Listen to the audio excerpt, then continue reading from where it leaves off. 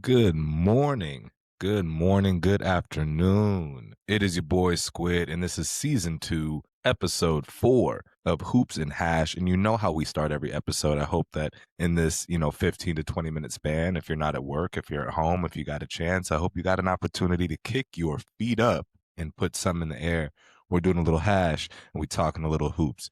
This is season 4. Of course, we're talking about the Phoenix Suns per usual. The Phoenix Suns having a great start to the season. Of course, we are going to talk about some Phoenix Suns stats, and then we're going to talk about some Phoenix Suns standouts. Only 4 games has passed since you last heard from me, but the Suns still look good, putting up a fight. Some things to look forward to, but other things that we got to kind of have an eye out for and wait for the news because you already know. But it's season 2, episode 4, Hoops and Hash. I hope you got some in the air because Lord knows that I do. We're going to get started in a second.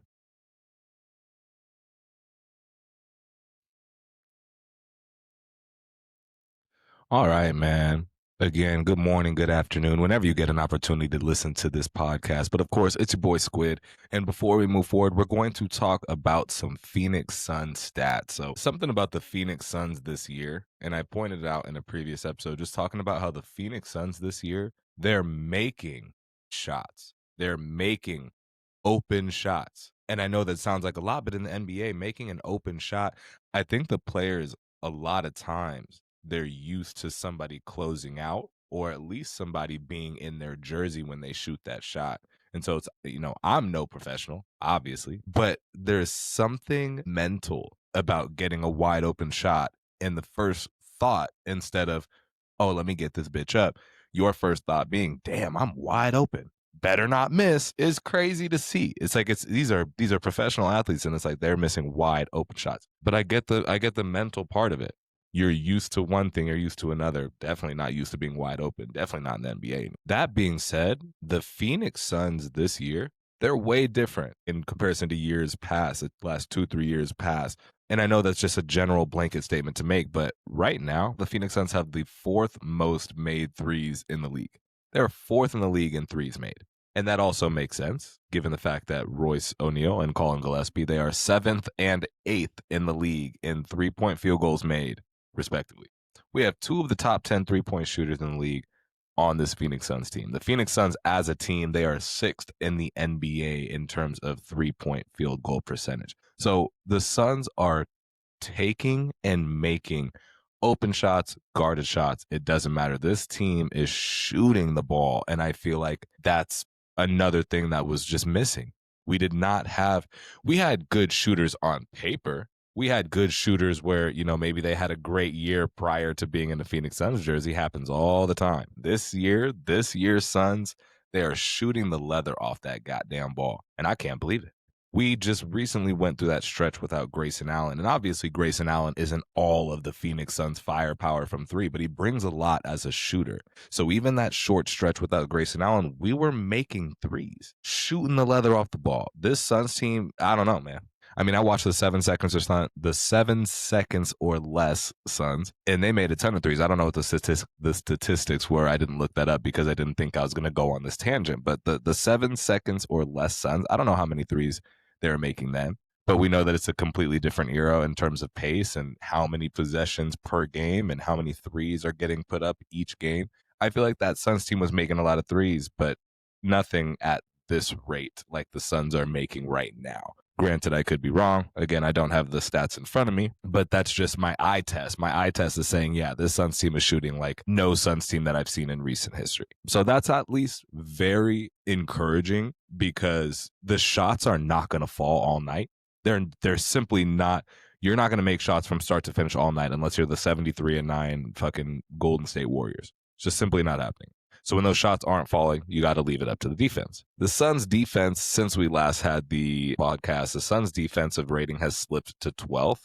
I think at the time of the last podcast, we were like 9th or 10th. Offensive rating has slipped to 11th, and the net rating is 13th. Now, I'm not really panicking. I'm not too worried about that. I mean, middle of the pack isn't necessarily a bad thing. But since we had that last podcast, we played the fucking juggernaut Oklahoma City Thunder, played them tough too. Played them real tough. I think we had a number of opportunities to win that game and just couldn't get it done. So in that span since the last podcast, we played the juggernaut Thunder, and then a back-to-back damn Denver Nuggets. Those are our only two losses in the last 4 games.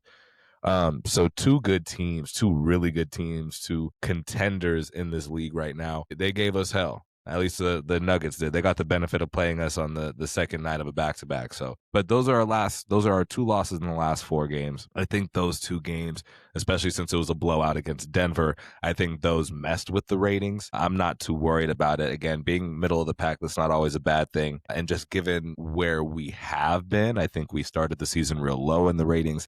And then we jumped up into, I think, top 10 in all 3 defensive, offensive, and net rating. And then right now, it looks like we're meddling with top 10. It looks like, yeah, 11th in offensive, 12th in defensive, 13th in net. So I'm not really worried by those numbers. I think the last couple of games affected them in that way. But again, this is a team where they were expected to be bottom 5. A lot of low expectations for the Suns team. And they have been exceeding those expectations every single night, even in the losses. I hate talking about moral victories. I hate moral victories, but I think after the last couple of years that the Suns have had, we'll take those moral victories when we can. I think, again, with the expectation being that we were going to be shit, it's really encouraging to watch the Suns win games that they were absolutely expected to lose. And then even in some of the games that we've lost, we've had opportunities to win them. It's not that we just laid down and got belt, right? So the Suns, they look really encouraging. They've been really good so far. They've been winning the hustle stats too. Actually, let me get into the hustle stats in a second. My smoke went out. Hold up.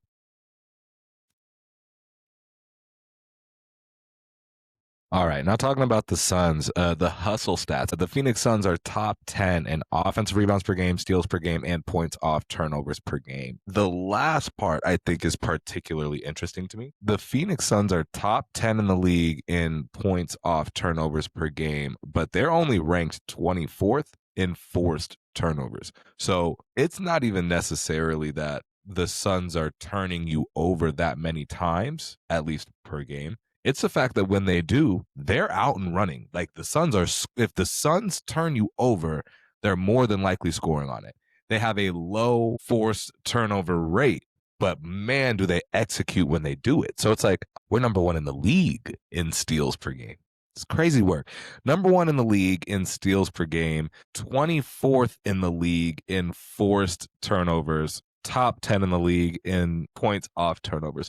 This Suns team is very interesting. Very, very interesting. Like night in and night out, you see something different about the Suns team that just, it's really encouraging, and it's nothing like what we've seen in the last couple of years. And I know I keep saying that, still kind of early in the season, but there is nothing about this team that has resembled any Suns team in recent memory that I could think of. Not the 2021 finals team, not I mean, earlier, I think I tweeted about the 2013, 2014 Suns that just barely missed the playoffs. I think it was like the last 2 or 3 games of that season. They were expected to be atrocious. They were 3 games out of the 8th seed and almost made it. Even them, yeah, they were scrappy and they were good, but like they haven't played like this.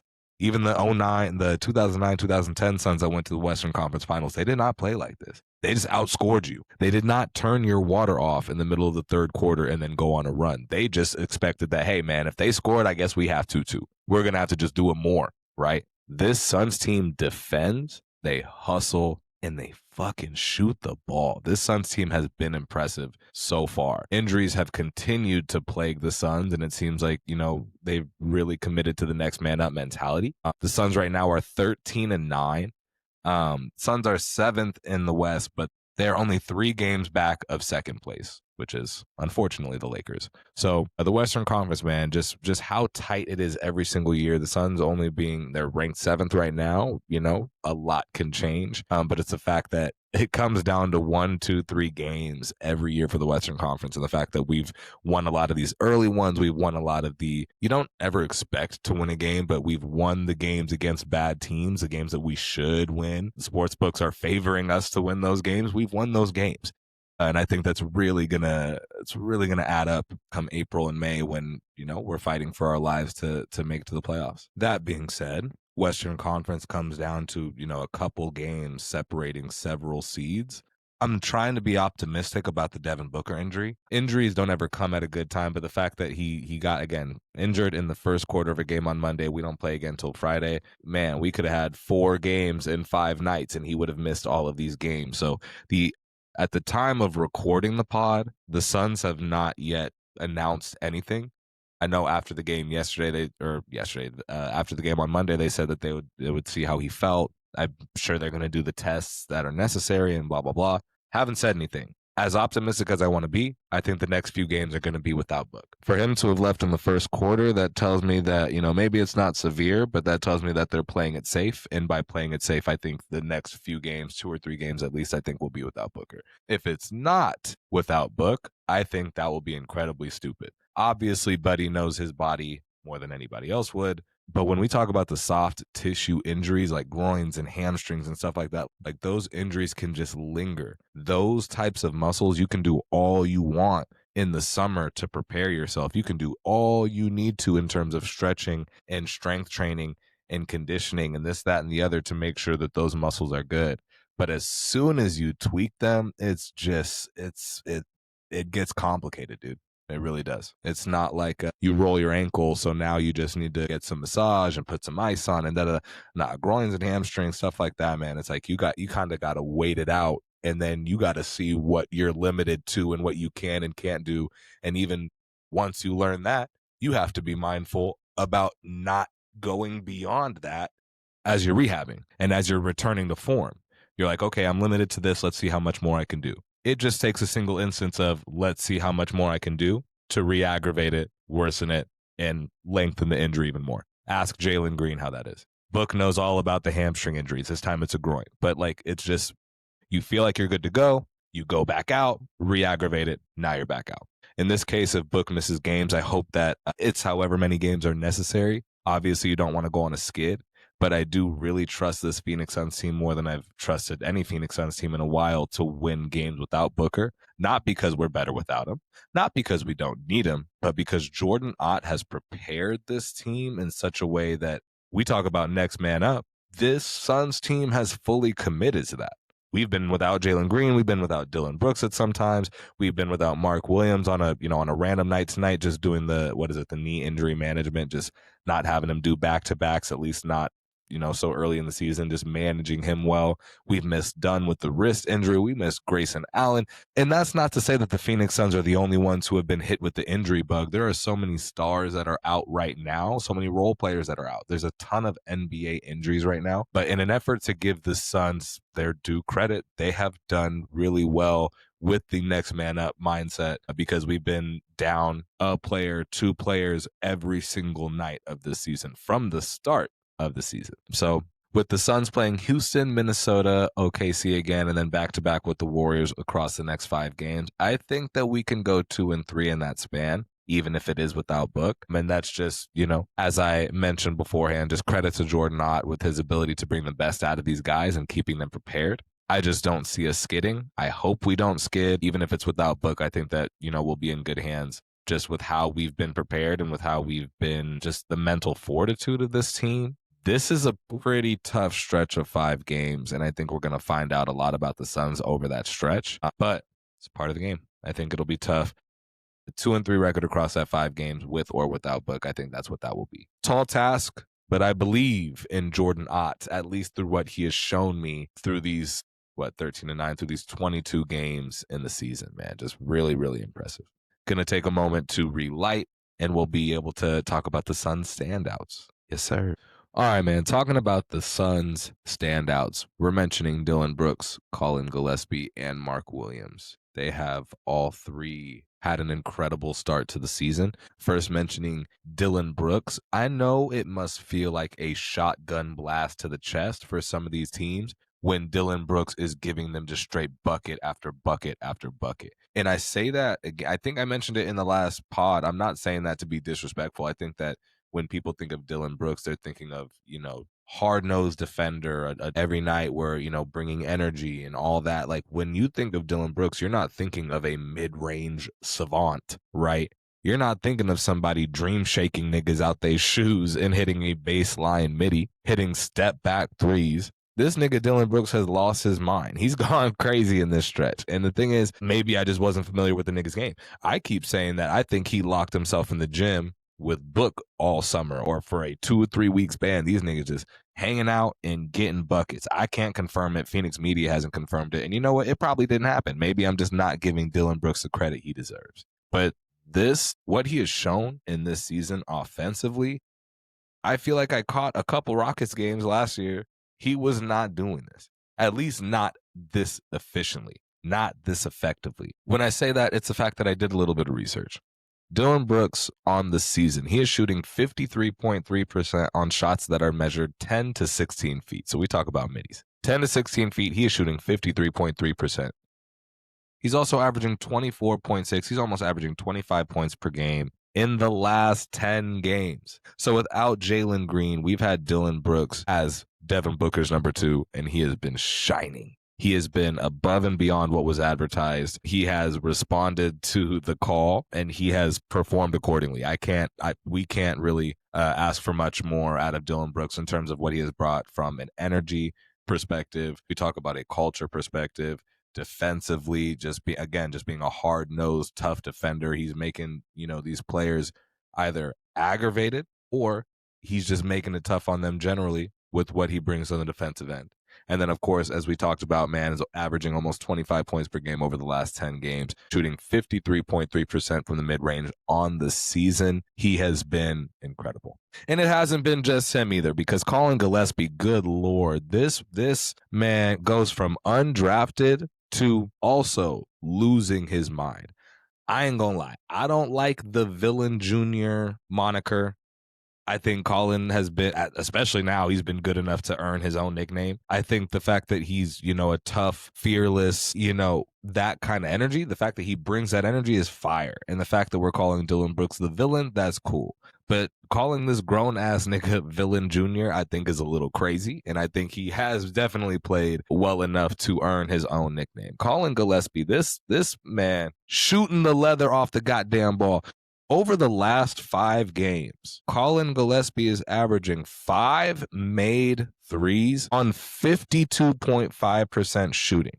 This man has made 25 threes over the span of the last 5 games. I don't have one of those cherry pick stats of the last Suns player off the bench. I don't have that stat for you. It's not me. I'm sorry. But 5 made threes per game on 52, almost 53% shooting over the last 5 games. I think he's just getting more and more confident with the shot.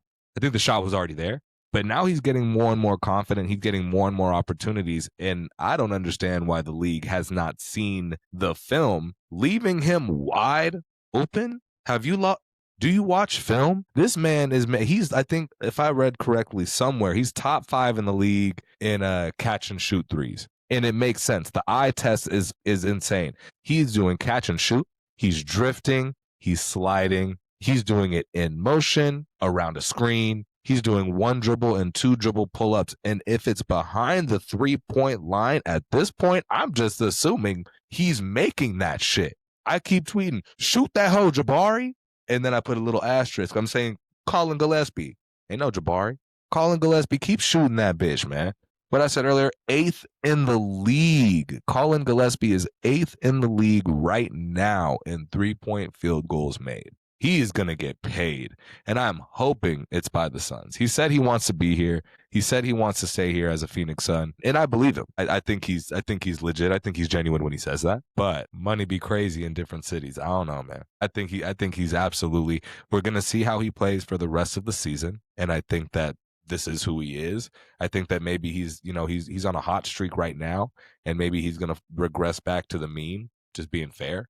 But even what he's shown us through 22 games this season, I think he's absolutely earned himself a chunk of change. And whether that's going to be in Phoenix or not, I hope that it is. Whether that's going to be in Phoenix or not, we'll have to see.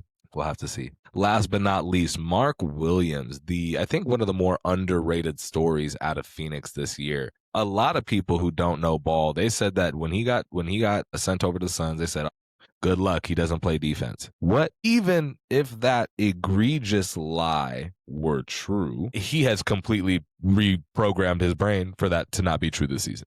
And I watched the tape. Saying that he doesn't play defense or that he's ass on defense just tells me that you're not watching. If you want to call him injury prone, yeah, right? Okay. That's fair. But his measurables, I was doing research for this podcast, and my eyes popped out of my head like a fucking Looney Tunes character. Mark Williams has a 7'7" wingspan. They say he's 7'2" in shoes. Okay. I think it's a little generous, but who am I to say how tall somebody is? I say I'm 6 foot. Niggas know I'm 5'11". So I don't think he's 7'2", but that he's listed as 7'2" in shoes. He has a 7'7" wingspan.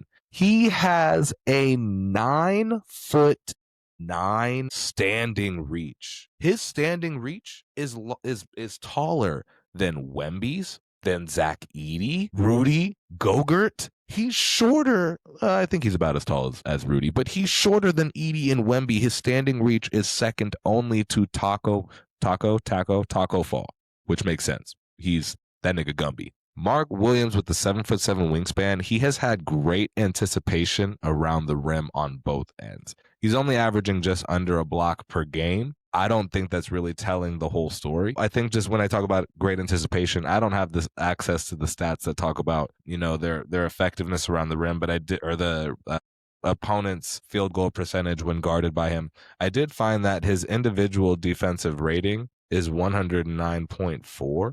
It doesn't look like he qualified in terms of like top of the league.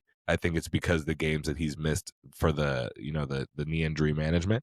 He didn't qualify for top of the league, but that 109.4 individual defensive rating is actually good enough for top 10 in the league. He's also averaging 3.3 offensive rebounds per game. Also good enough for top 10 in the league. If you're watching these Phoenix Suns games and you're feeling like Mark Williams has a lot of energy, a lot of activity around the rim on either side, your eyes are not lying to you. The numbers are actually backing that up. I think that Mark Williams has just been incredible.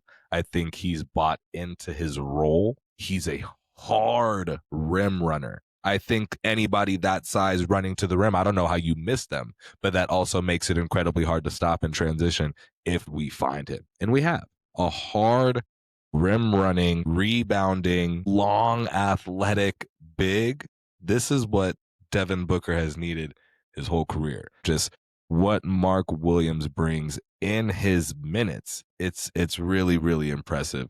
And I think he's been one of the more underrated stories coming out of Phoenix for this season. But as we end episode 4, we get to, we're a little excited because the Suns finally get a long break after, again, I mentioned it before, they played 6 games in 9 days.